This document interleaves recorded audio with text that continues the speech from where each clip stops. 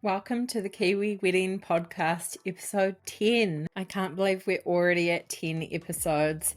I had been dreaming about doing this for so long and it is happening and has been such a cool response so far. So thank you everyone who is here in the early days and I really appreciate your support. I feel like we have only just scratched the surface of different kinds of Kiwi weddings and I'm so passionate about covering them all for you guys, hearing people's stories and sharing all the different types of ways and budgets and sizes of weddings that you can have in New Zealand. We've had some amazing guests so far and there is so many more exciting ones to come. I can't wait to share them with you. Today on the podcast we have Kate Hazeldine, our very first South Island bride on the pod. You guys have been asking for it and there are many more South Island weddings to come, so don't you worry. Kate and Andrew are based in Dunedin, but they got married in Christchurch. And yeah, she talks us through their beautiful relationship, some really tough battles they've had to face with Andrew's health and as a couple journeying through that, planning a wedding with a wedding planner and what life looks like now. I know you're going to love this one. There is an amazing lineup of vendors as well, so we will link all of those in the show notes, and you can jump over to our Instagram at the Kiwi Wedding Podcast to check out a few photos from their incredible photographer Sophie Isabella, and we'll have everyone linked there as well.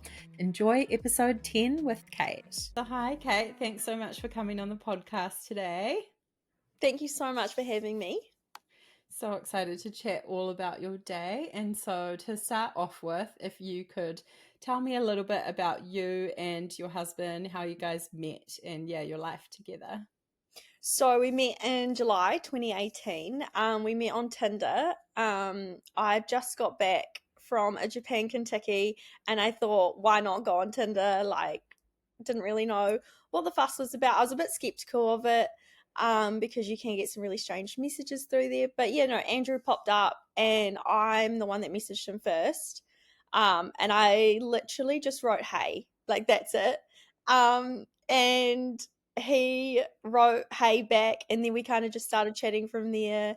And we met up a few days after we started talking. I was really nervous, super, super nervous about it. But no, we met up after a few days. And our first date was it was at a cafe. And we spoke for 5 hours nonstop, and then we went out again a few days after that, and just the rest is history. We just had such a good time together and we got on super well and it was just amazing. It was so much fun and meeting someone super similar to me, and it was great. Love that story. It just shows that you don't need some amazing pickup line on Tinder. Hey, works just great. It works just as well, and it was quite funny looking back as I just wrote that because I just did not I don't think I expected much from it. So I was just real plain and blunt, and then it's a good way to go into it though. Yeah, exactly. We obviously met 2018, and then it was the end of 2021. End of 2020. Andrew just developed a lump on his neck, and we thought because he plays professional sport that it was just a cyst that had appeared because he does heavy lifting, gymming, training. And I didn't really think much of it, to be fair. I wasn't worried because I've had a cyst on my wrist. I know it's quite different having one on your neck, but I thought, it's probably just fluid that's escaped, out of the muscle. I think that's how they come about. But we went to the doctors and they said, we think it's a cyst. Don't panic too much about it. We'll do some bloods. We'll get a biopsy done on it. Get some scans as well and go from there. And I wasn't really that anxious. I'm an anxious person, but I wasn't feeling too anxious because I was he's only 26, surely not. And then his blood test came back and showed he's fighting some sort of infection. So that's when it kind of started to become more real and more scary. And I was going through finishing my degree at the time. So I was struggling to finish that and struggling to concentrate on that. And go to lectures and things like that. And then he had the biopsy done and it came back with Hodgkin's lymphoma, which was just shocking because, we know it affects the young people a lot. and it's like a cancer that young people can get. It's very curable, but yeah, no, he had stage 2. He had then a full body scan done. He had some lumps above his heart, which made us realize some symptoms he was having, like he was having horrendous coughing, and he wasn't sick. And they said if the lump hadn't like shown up around here, he wouldn't have known. Like there was some things looking back that we thought was a bit strange, like he wasn't putting weight on where he did the winter before, and he was coughing when he would laugh or cough when he was talking a lot, and we were like, oh, this is a bit strange, but didn't really think much of it. But yeah, and then he went through really intense chemo because he was young, he was fit, and he wanted to avoid having radiation because the radiation would have been above the heart and it can weaken the heart muscles. So he just really wanted to avoid radiation if he could. So he went for the toughest chemo treatment there was. And it was the first time it being done in the South Island, I think. He'll probably watch this and correct me, but first time being done in the South Island, because they needed someone who was previously fit and strong and healthy to be able to withstand it. And yeah, it hit him really hard. He had obviously surgically had that lump removed, but the other lumps were by the chemo. And yeah, that was like 4 months, 5 months of treatment. And yeah, it was hard. He ended up in hospital 5, 6, 7 times, gotten lots of infections because of the chemo. Did have one stint in hospital where his temperature was so high they were talking about putting him in ICU, and that was probably the scariest like part of the whole thing. Like just knowing that the doctors and nurses were extremely worried about because his infection markers were very high and they couldn't figure out where the infection was coming from. But luckily his temperature came down and he was able to complete his last chemo. But he did that in hospital because at St George's Hospital and the private care, they couldn't fully look after Andrew and the care he needed because he was getting very, very sick from the chemo. And it was the last 2 rounds of chemo that made him extremely sick, even though it was like a weaker form of the chemo. Like the first 2 cycles were the strongest, and they think it's because the cancer was gone, that it was just attacking his body essentially. But he it was like the 9th of February 21. He had a scan and was announced cancer free, and then so yeah, that will be 3 years next year. And no, he's almost close to being discharged from the cancer care centre, which makes him quite nervous. But if it hasn't reappeared by now, the chances are very, very, very low. um and yeah, it was a really tough time in our life. Like we still struggle with it. I think it affects you a lot afterwards just as well as during. We have moments where he hopefully doesn't mind me sharing, but he really struggles with when he's tired or when he's sore from cricket, thinking that something's wrong.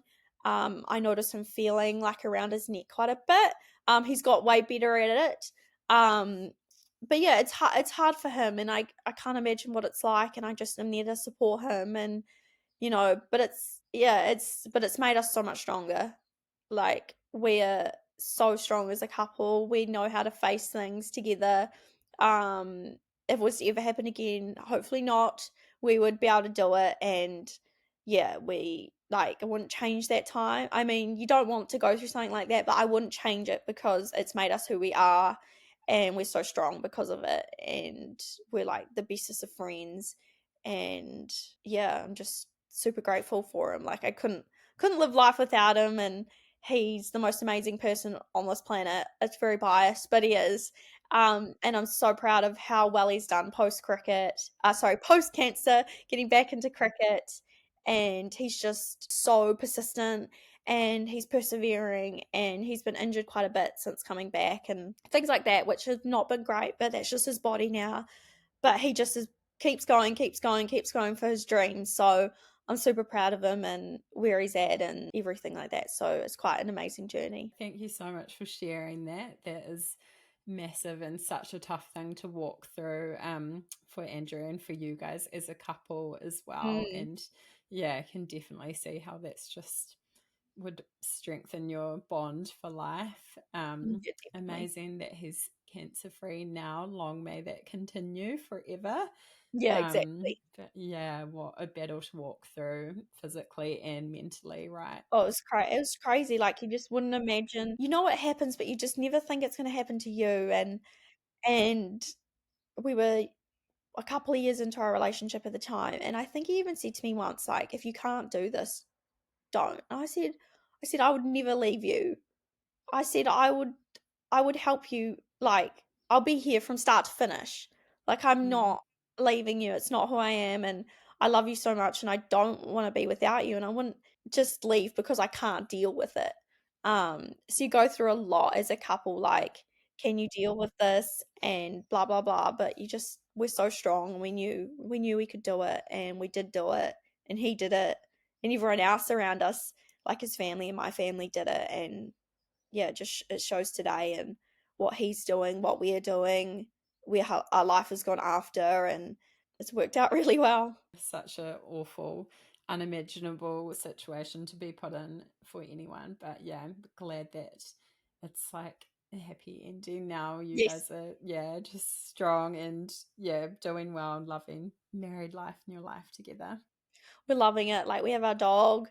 We have obviously future plans, and we just love being together. We spent last season apart because he was down in Dunedin and I stayed in Christchurch. So before we got married, and that was horrible. Did not like being apart. So yeah, now I'm down here with him for his cricket, and we're just we're amazing together. We love our little family and our little dog, and well, she's a big dog, but we love her, and we all three of us are just so good together, and we're excited for the future and what it holds for us, and excited for having a family together, and everything like that. So good. And so, when did you guys get engaged? Can you tell me a bit about your whole proposal story? So we got engaged on the 16th of August 21. We just moved into our first home. We just bought a German Shepherd puppy as well. And it's quite a funny story the day of the proposal, because I worked in hospital at the time, and I had just done like massive hours, and it's very tiring, like the walking, the running, everything like that. And so my feet were so sore, and I was just like wanting a day off. And he comes home from training, and he's like, "Do you want to go for a walk up the Port Hills?" And I was like, "No." I was in such a bad mood, and I was like, "No, I don't want to." And he was like, "Yeah, let's go, let's go." And I was like, "No, I really can't be bothered." And my sister had just turned up randomly. She didn't know anything about it though, but she just turned up, and she was like, "Well, why don't we all go? It'll be nice." And I was like, "Oh, maybe." Like, I guess so. Like, he wanted to take our dog Blue up the hill, and I was like, "Okay." So I drove, and he was in the back seat. My sister was in the front seat. And I was just getting frustrated, like, driving, because there was roadworks and everything. I was like, "Why are we doing this? Like, we could have done it another day." And so we got to the top of the Port Hills, and I kind of perked up then, and I was like, "Okay, well, I'll take Blue." And I walked up the hill, and we got to the top, and I said to Andrew, which he doesn't think I said this, but I think I said this. I said, "Could you take my phone and take a picture of me and Blue, like, looking out at the scenery?" He was like, "Okay, cool." And then grabs my phone, and then I'm like looking over at the scenery and with Blue, and then I'm like, "Cool, the photo's probably done." And then I turn around, and he's like on one knee, and I was like, "What?" Like, I started swearing. It was so bad, but I was so shocked because I normally figure stuff out, and it was just quite funny. And I was like, "Oh my God," like, I did not expect it whatsoever. And I think, like, the first thing that came out of my mouth was like, "Oh, you could have made me look nicer." But no, it was so awesome, like, the way it happened. And it was such a special spot because we'd been there like for picnics for a couple of birthdays, and yeah, it was so special. But it was like an, "Oh my God, this has actually happened" moment. And it was quite good. My sister was there because she filmed it all, and she took photos and stuff, which was really, really nice. So it was awesome. But he told my sister as they were walking up the hill that that's what he was going to be doing. So no, it was so sweet. It was so sweet. Oh, such a cool story. Definitely got the surprise factor there, which doesn't always happen.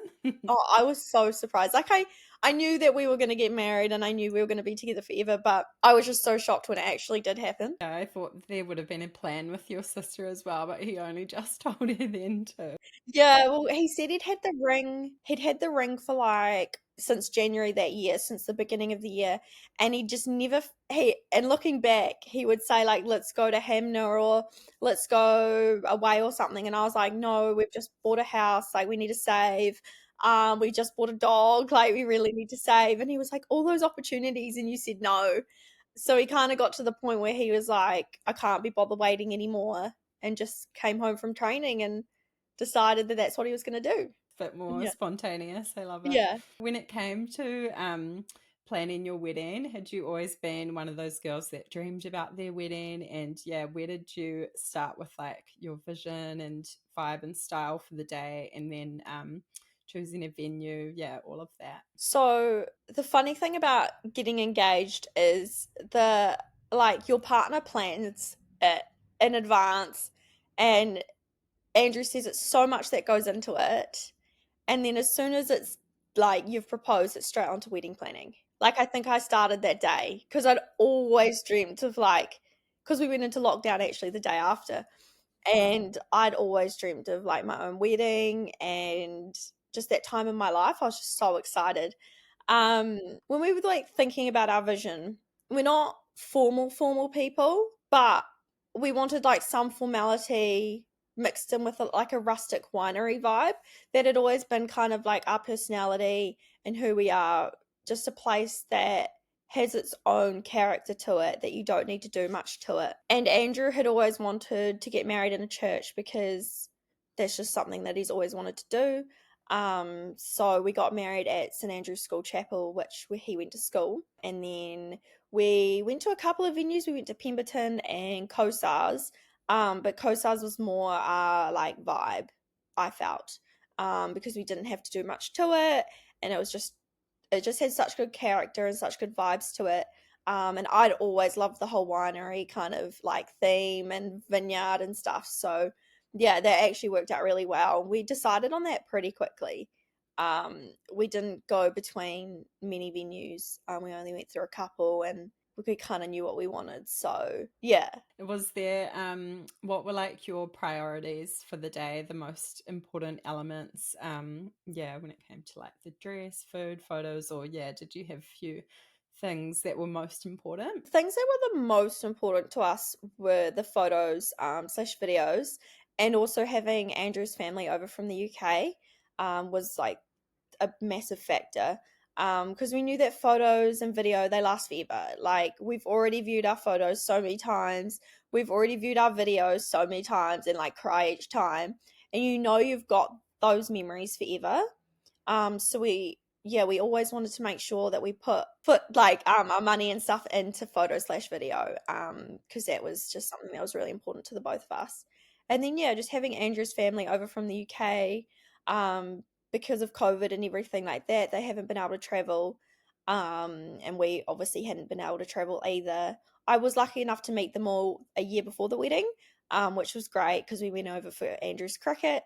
But it was super important to have them come over and be there on the day. Like Andrew says, he wouldn't have got married without them. Like they had to be there, and I 100% agreed. Like his whole family, like they are so important to him, and they're so important to me now. So they definitely had to be there. Your photos were beautiful as well, so we'll share a few of them if you're happy with that.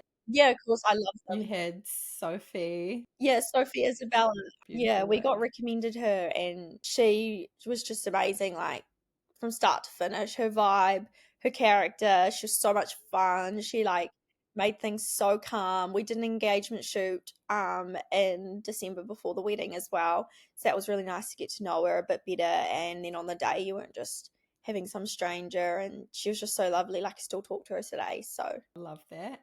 And so, can you tell me a little bit about your outfits for the wedding, your dress? Did you get it made or find it? Yeah, that whole process. So we were in the UK a year, well, just shy of a year before the wedding.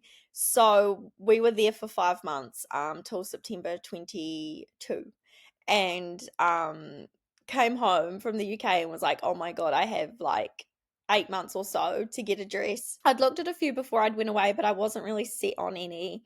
But I went into Paper Swan in Christchurch, and yeah, it was actually the first one I tried on that I just loved, like absolutely loved. And I knew I wanted to have a wedding dress to last me the whole day. I didn't want to change outfits. I wanted to be in it the whole day from start to finish. And it was just so special, and it was just me. It was different, I think, from what people thought I was going to wear, but I absolutely loved it. Like, loved it so much. It was just plain and simple. And just, yeah, it was just really who I was. And then, at the end of the day, and it's all muddy and gross, it kind of just shows how much fun you had in it and like how awesome it was. I just decided to have one dress the whole day. So I'm really pleased I did that. So you looked gorgeous as well. Such a pretty dress. Yeah, no, I loved it. It was just like elegant, simple, and it was just me. How was choosing your bridal party, if you had one? Who was in it, and was that a hard thing to decide? So I have a twin sister. So we're unidentical, but it was obviously very easy to choose her. We're best friends, like through thick and thin. So she was my maid of honor, and I was just so excited, like having my sister, like and my twin sister, a part of my day. I was just always so excited for something like that, and I can't wait to do the same back. And then I had my two best friends from primary school. So we grew up in Wanaka, went to Wanaka Primary School. So I had my best friends Hannah and Alex. So it was very easy. I knew who I wanted, and I decided on three, and it was just really easy. It was a nice number, didn't want too many, and it was just perfect because Andrew had three on his side, so it worked out really perfect as well. And how did you go with the guest list? Was that a difficult thing to narrow down? That is one of the hardest things of wedding planning that a lot of people say. How did you find that? So it was hard, like to start with, because you have two sides, like you have two families, and you're trying to make sure that you include everybody. You don't want to offend people. We decided on 100 just in case of COVID, and then we narrowed it down to 83 was our final number, and that was great. So we kind of just went, Andrew write a list of his side of the family, and I write a list of my side of the family, talk about it with our parents, and then our friends that are closest to us as a couple. So it actually wasn't too bad. You kind of get a bit overwhelmed being like, oh, I want to invite every single person I know, even if I've known them for one day, like let's invite them. But you've got to come back and realize that it is only one day. We both wanted to get round everybody, and you did want the people most special to you. So yeah, 83 was such a good number. We talked to everyone there, and every like parents, both our parents had the people they wanted there. So it was great. It actually worked out really well. But yeah, it can get super overwhelming with who to invite. You don't want to offend people, and things like that. But no, we were super pleased with the number in the end. Yeah, I think that's a real sweet spot number. Once you kind of start creeping over like 100, 120, it can get a lot on the day, and you're just trying to quickly say hi to everyone. But Yeah, yeah, that's a really exactly. nice number. Exactly, and it fit our venue really well. So a venue could take 88 comfortably. So 83 was just perfect. There was enough room, there was enough seating. There was an upstairs bit of the venue, but we didn't have to use it in the end, which was good because we thought if we had tables sitting upstairs, they'd be kind of excluded. So everybody was downstairs on one level, and it was just, yeah, it was perfect. So, can you tell us a bit about the big day, how it all went down, and yeah, any like highlights, favorite moments from it? So Andrew and I were talking about this together the other day, and overall, like it was an amazing day. It was the best day. Like we got to the end of it, and we're like, "Can we do this again?" Like it was just so much fun. The day before was like pouring with rain. When we went up to our rehearsal, and it was so cold and it was so rainy. But then the morning of the wedding was cloudy. But then as soon as the ceremony started at 2:30, the sun came out, and with the autumn colors, and it was just amazing. Like I'd always wanted a sunny day, and even though our wedding wasn't outside at all, even though there was an outside courtyard bit at Cossars Wineshed, I still wanted like a sunny day, and like I wanted a sunset and all of that. And I was just the weather just came out for us. It was amazing. Yeah, we were so lucky. We were blessed with the best sunset because we went up the hill for some photos, and it was so nice. Everything went really well that we're both aware of. Nothing went wrong. We both don't have any regrets on what we did / chose. Everything we planned came to life and how we wanted it, and it was just amazing, and everything looked so beautiful, and we were so happy with the colors we chose and everything like that. It was just amazing. We talked about the other day about our favorite parts of the day, and Andrew, which was so sweet, he said the ceremony was his favorite part because he got to marry his best friend, which was so cute. But also having that alone time during the sunset photos. My sister Sally came up with us then just to help me with my dress and stuff because of the rain, the ground was very, very, very wet, so my dress got super heavy. It was so nice just to have that time, just me and him. And also with my sister. Sounds a bit strange, but my sister and Andrew get on super well, and it was just fun, just us three. We had so much fun with it, and then me and him just having that time together, away from everybody was just so. It was probably it was one of our favorite parts. And then we said dancing with everyone at the end of the night. Like I've never seen Andrew dance so much in my life, and he just loved it, like absolutely loved it. We both loved it, and yeah, it's kind of like the whole day was our favorite, but there was specific moments in the day that we absolutely loved. Sounds like a fun party. It was so much fun. Such an important thing, I think, that people forget about, to kind of factor in a bit of alone time or semi-alone time into the day, whether you do like a first look or duck out for some sunset photos or something, just having a moment to like soak it all in, just you two. Yeah, I think that's really important.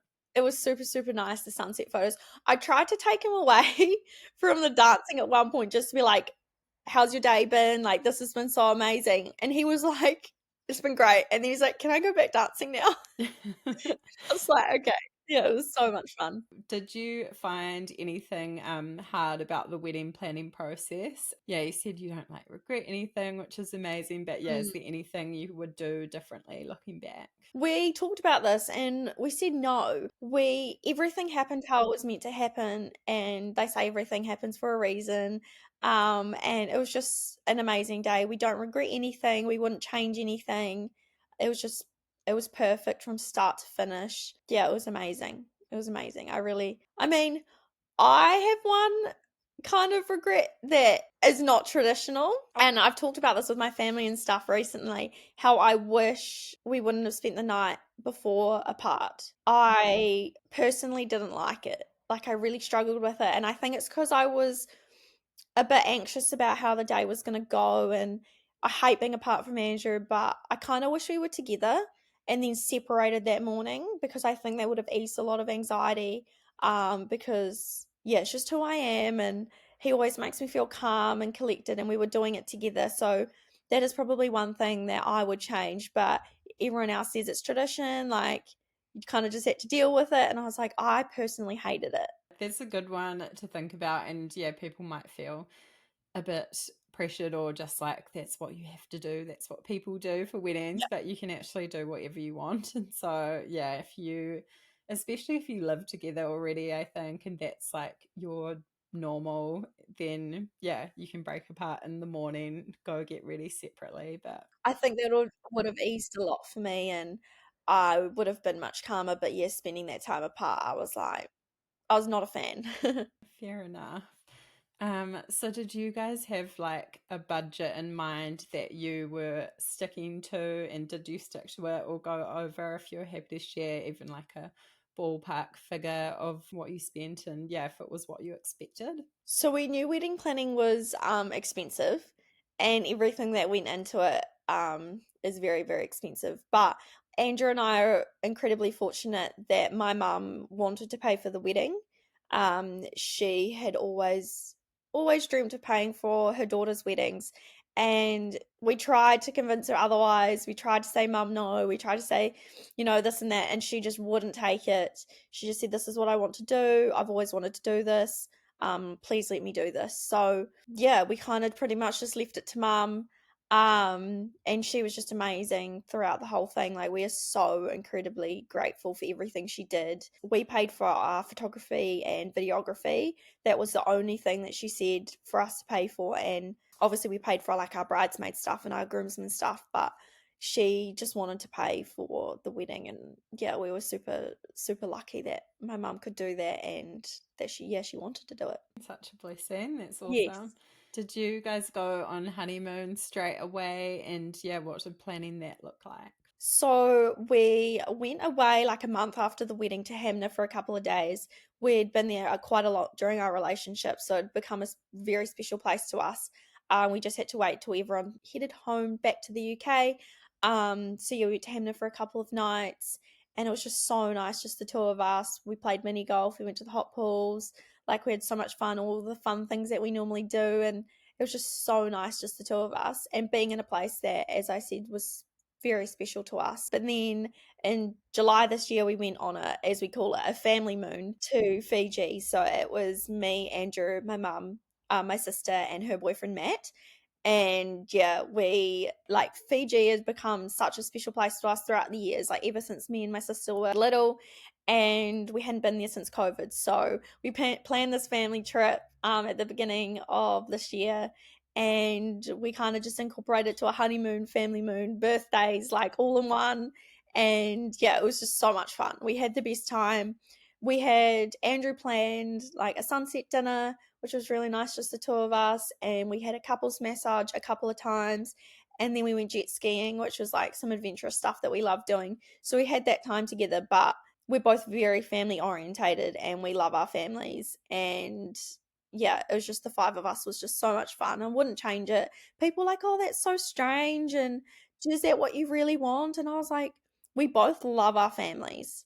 Like, not saying other people don't love their families, but we love spending time with our family. And yeah, so the five of us was just, it was amazing. It was so much fun. We wouldn't change it. Why not bring them all? And yeah, such a Exactly. beautiful spot to go to. Were there any helpful resources or like websites or anything that helped you during the planning process? And yeah, with like finding your vendors and everything like that. So we ended up getting a wedding planner. So we had Emma Newman Events. So my mum had known her for quite a while, but they met up at a party, a friend's party, like a year or so before we got engaged, and was like, "Oh, whenever your daughters get engaged, like let me know."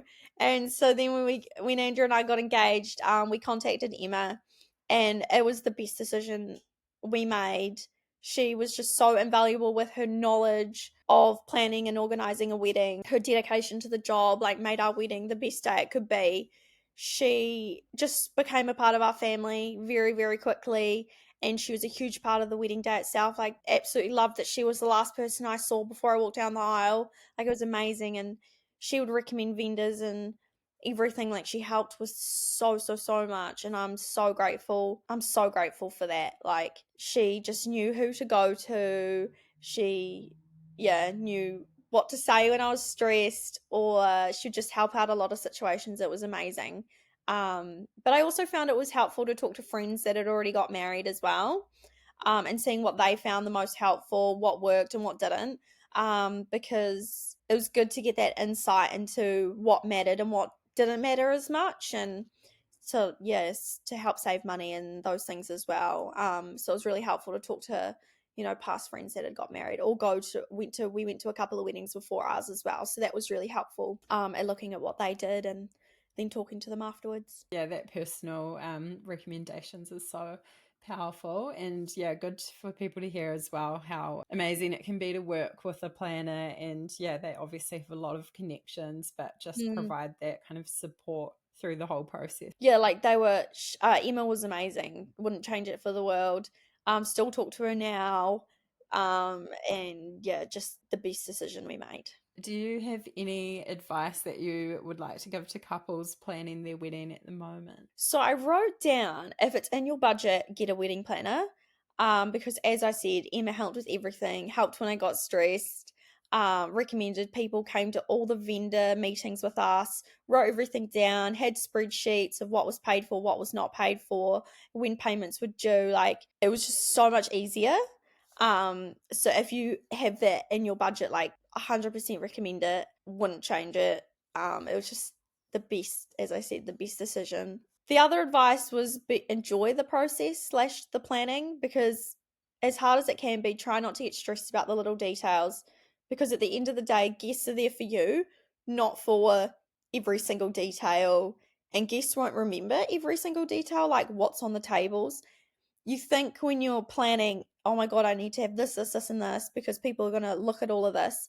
But in reality, after dinner, it all gets wiped away. Some people don't even remember, what was on there. So I would say try not get caught up on the little details.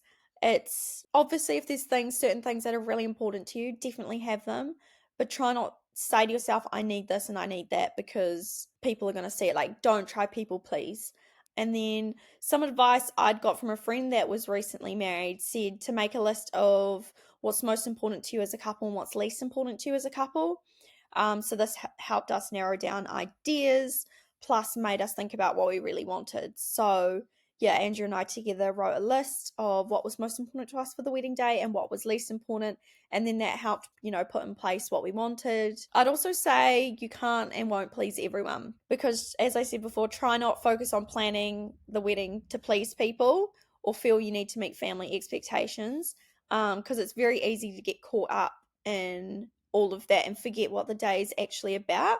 The day is about you as a couple and the commitment and love you have for each other, not for every single other detail, and things like that. So that's probably the advice I would give. That's great advice. And yeah, people can definitely take some of that on board, just starting with what's most important, and yeah, trying not to people please is a big one for sure. Definitely, because I'm a people pleaser. It's who I am. And you always you want to make sure that everyone has a good time, etc., etc. But you need to remember the day's about you and your partner and the love you have for each other, and the people that are there for you. Did you find that you had any like post-wedding blues? I guess you were still like with your family that were visiting from overseas for quite a while. Yeah, how did you feel after the wedding? And then yeah, what's married life like now? So, funny story, after like a few days after the wedding, Andrew and one of his groomsmen, Hewan, they had who was from the UK, they'd planned a trip to do throughout New Zealand, because he hadn't been over and they hadn't been together in years. So, and I was perfectly happy with that. Like, I was so excited for them. They did ask me to go, and I said no, like, I'll leave you guys to it.